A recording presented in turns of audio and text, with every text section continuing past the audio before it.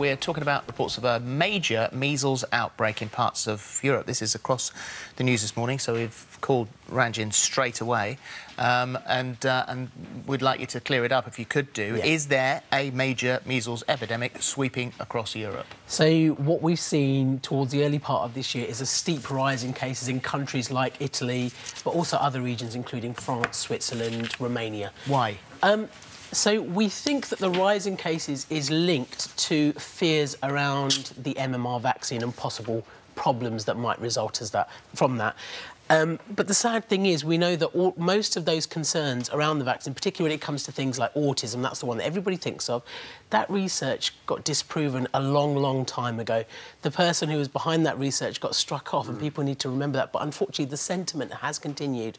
So that all came out in the 90s. We saw a massive plummet in vaccination rates after that. But then gradually things have started to pick up. But we still have pockets of Europe where there are certain organisations that are anti-vaccine, and they've been campaigning and putting this sort of misinformation out. Because of that, rates have plummeted, and measles rates are now going up. People may not know this. We had a big outbreak 5 years ago in Swansea. We did an update on the show then. I remember that was my first time on the show, I think. And then last year we had a small outbreak in London. A lot of people don't realise that that was happening, but us healthcare professionals were all on alert. We were all on the lookout for it.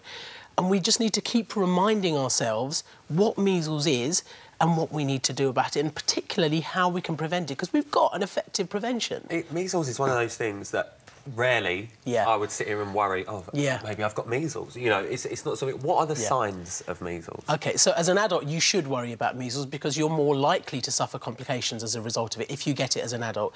So measles is a highly infectious viral illness. It's transmitted through droplets from respiratory secretions, so if you cough or sneeze or, you know, someone comes into contact with your secretions.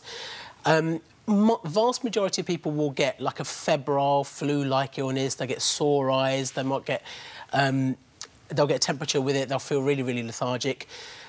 And they'll get better. So, like most viruses, you will get over it. A small proportion will suffer complications. So 1 in 15 people will suffer a complication. That's quite high. That is quite high, but that could be a mild complication, such as they could have an ear infection, for example, to a serious one. For example, they could get fits, they could get pneumonia.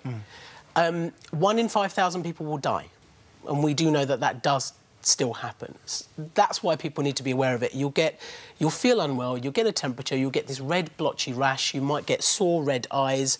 If you've got measles, OK, don't rush to your doctor. Don't rush to hospital, because the vast majority of people will be OK, and just with supportive treatment. Other people, because you don't want to pass it on to others that may not be protected, OK? But by all means, please call your GP or call NHS 111 for advice. You need to go and see a healthcare professional if you're getting more and more unwell. It will last about a week for the vast majority of people, then they will get better. But if you're getting worse, if you're developing breathing difficulties, if you're getting more and more drowsy or lethargic, if you're starting... Well, if your child has a fit, you would call 999, I'd hope. If you're getting complications or you're worried, then you really do need to be seeing someone. This is what the rash looks like. I think this is on someone's leg here.